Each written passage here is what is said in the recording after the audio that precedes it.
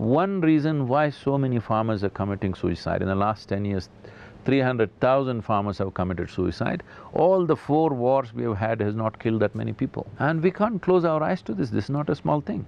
But where are the political parties going wrong? Because I'm not naming a particular party A, B or C, but farmers' distress or the rural distress is something which the political parties have not been able to get the hang of it. The problem is, in a democratic system, right now, I'm not blaming you, but because of the media 24/7, there is an election happening in Nagaland. But when I watch the news, it feels like it's a national election. So throughout the year, there's an election. When there is an election, obviously political parties go into a different kind of rhetoric, because they have to win the election. Even if they wish to… genuinely, if they wish to do something, still they have to win the election, there is no other way. So they will all get into competitive rhetoric, where the real issues are completely lost. So I pushed for this almost 8–9 years ago. I'm very happy that today Prime Minister is talking about it, many others are talking about it. One election, once in 5 years. Rest of the time, let's build a nation. Once in 5 years we can fight as much as we want, to our heart's content. But rest of the time, there are things to do in the country. Still 500 million people have not eaten properly. Absolutely. You just spoke, Sadhguru, about elections, and these days we see that a lot of religious gurus have started playing an active role in elections. But there is also a feeling that why should religious gurus get into the electoral process? Why should they campaign? Why should they endorse for a particular party? What is your feeling about this whole thing? If a democracy has to be genuinely democracy, a genuine democracy or a successful democracy, individual human beings should think for themselves and vote. Even in a family, you should not influence your family as to who they should vote for. That's how I live. I don't even tell my daughter who she should vote for, because she should think for herself. If she wants information, I will tell her this is what has happened, but I will not tell her you vote for this. All the people who follow me, they will all ask, Sadhguru, who should we vote for? But is so it use what, your brains. But what you say and what you prescribe on the voting pattern, isn't it something which is divergent from the majoritarian No, thinking why… of I our will come to country? that. I'm saying if you want a successful democracy, this is how it should be. Otherwise, you have feudalism. Anybody who does en masse voting, whether because you're a religious guru or a spiritual guru or you belong to this community or that community, once en masse voting happens, you're practicing feudalism in the form of democracy. This is not a positive story. But often there are reports that, you know, a particular religious guru or a Baba has about 5 lakh followers, and, you know, the political parties or the leaders don't want to annoy him at all because they carry a huge vote bank for themselves. I have given up that advantage by saying this because I will never tell people to whom to vote for. But it's for people to evaluate, not vote emotionally. See, first of all, voting on the basis of caste, religion and even party, that you are stuck in one party, is feudalism.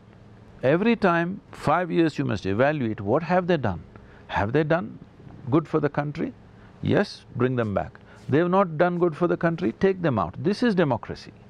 If you vote on party lines, caste lines, religious lines, this means you're bringing back feudalism. You can as well have monarchy. Why all this trouble of election? Absolutely. If you look at the current political narrative, the general elections are not far away, but the narrative which is evolving is more not developmental, though Prime Minister Narendra Modi keeps talking about the development politics, the politics of performance. But despite that, we see the regional parties, the smaller parties, they are involved into very myopic issues. You know, for example, they talk more about ideology, it's about secularism versus communalism, and a whole lot of other XYZ issues. See, unfortunately, they're able to create a certain emotion about small local issues which are of no consequence for the nation. Those issues should not even exist. But unfortunately, local issues become an emotional process and people are using that. This is why I'm saying, if you have only one election, people have more time to think and evaluate. Every 2 months an election is happening, a by-election is happening, it looks like a national election on the television. That's true. So this has to change, because in a country like India, where our economics are not great for 1.3 billion people, we don't have a great economic output. In a country like India, which is striving to develop, too much rhetoric is not going to work for us. We will waste our time. A whole lot of people seem to be filling their bellies just by talking. It's time we do something. This is our time. In the next 10, 15 years' time, if we genuinely don't turn the economy around in a big way, we might have missed the bus, because in the world many things will change. The advantages we have right now of a youthful population and a certain placement, all this will be lost. Right. But when you talk about the economic empowerment, the economic development of the country, you also have a country like US, which is talking about protectionism, America first, and it does have a ripple effect on other developing nations. Let us not get carried away by local political rhetoric of that country.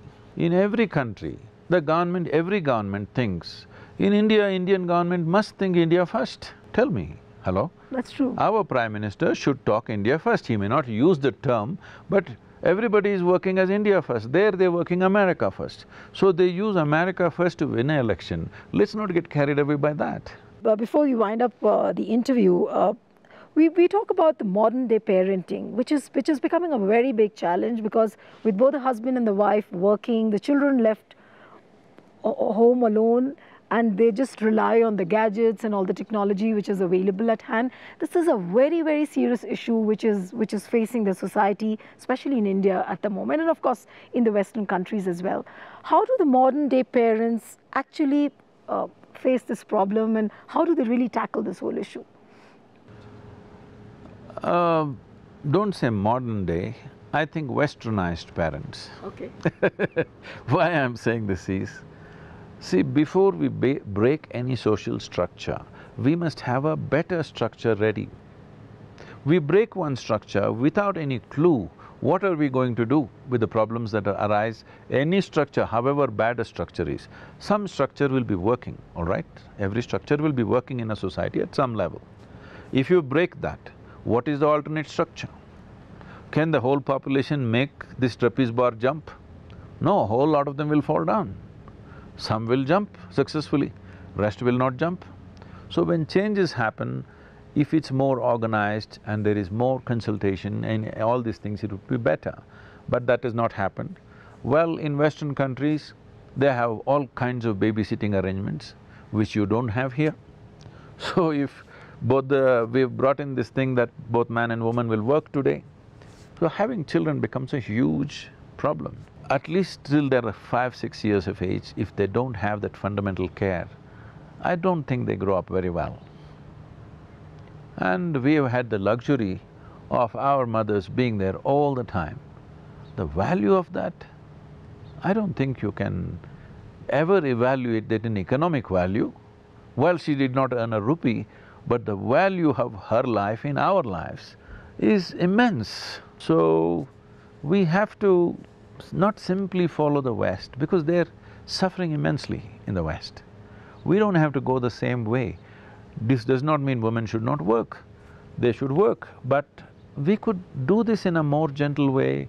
We can do variety. See, today work is not necessarily all physical outside. There's a whole lot of work that you can do on your computers. Offices could be set up in the home atmospheres. It's very much possible. But despite all these support systems which you're talking about, isn't our society also heading towards a westernized culture? Like, for example, children or the teenagers having sex at a very early age, and this is something which has already started in India as well. See, one solution we are looking at is, I'm trying to push this concept of a one building city. Here there are offices, homes, schools, shopping, everything.